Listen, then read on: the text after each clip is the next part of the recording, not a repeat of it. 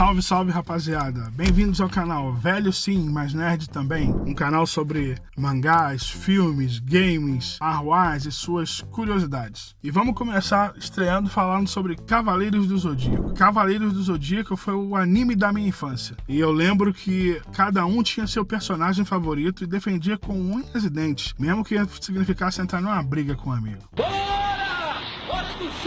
E eu lembro que na época da extinta TV Manchete, você em primeiro lugar. Não é como é hoje, né? Que as casas têm vários aparelhos de TV, celulares e outros dispositivos onde você pode assistir quando e onde quiser. Não, era muito diferente. Na minha casa, por exemplo, tinha uma TV só. E minha mãe, ela gostava muito de novelas. Como eu estudava de manhã, eu tinha que assistir a reprise de Cavaleiros do Zodíaco à noite, que passava no horário da novela das 7 da Globo. Então, meu amigo, a briga era ferrenha, porque minha mãe recitou as 3 novelas do dia. Minha mãe do céu! Eu fingia que tava infartando, eu chorava. A vontade de rir é grande, mas a de chorar é maior. Eu me jogava no chão, tomava os tapas, os beliscões, mas no meio dessa confusão, de vez em quando eu conseguia assistir o que eu queria, né? Vamos falar um pouquinho sobre 2 personagens que eu aprendi a amar, né? Um deles foi Ikki de Fênix. Era meu personagem favorito, e é até hoje, de Cavaleiros do Zodíaco, né? Mas com o passar do tempo e aparecendo outros personagens e um bom desenvolvimento da série, eu também me viciei no Saga de Gêmeos. Saga é bom demais. Ele era mal e bom ao mesmo tempo. Isso aí dependia da hora do dia pra ele. Mas eu fiz uma comparação entre os dois. O que é que os dois têm em comum? Então vamos começar falando um pouquinho sobre o controle mental do oponente. Ikki possui o golpe fantasma de Fênix. Na fase ruim do Ikki, era chamado de espírito diabólico, capaz de destruir o espírito de luta do adversário e revelar os medos, pontos fracos, arrependimentos. E Ikki usava isso pra destruir o seu oponente. E quando esse golpe dava certo, a vitória do Fênix era quase certa. Saga já tinha o Satã Imperial. Esse golpe é um pouco mais hardcore, pois ele coloca o oponente literalmente no controle do Cavaleiro de Gêmeos. E esse golpe tem um lance interessante que é um ponto sem retorno. Uma vez que o Cavaleiro está sob o controle de Saga e Saga manda ele matar algum oponente, quando o Cavaleiro é atingido pelo oponente muito forte, ele só consegue se livrar do Satã Imperial se ele matar esse oponente. Foi isso que aconteceu na luta entre Aioria de Leão e Seiya de Pégaso, quando Cassius se sacrificou para libertar Seiya desse golpe, né? Outra coisa interessante é a manipulação de Cosmo. Cosmo é a energia interna que os cavaleiros possuem. Em outras obras,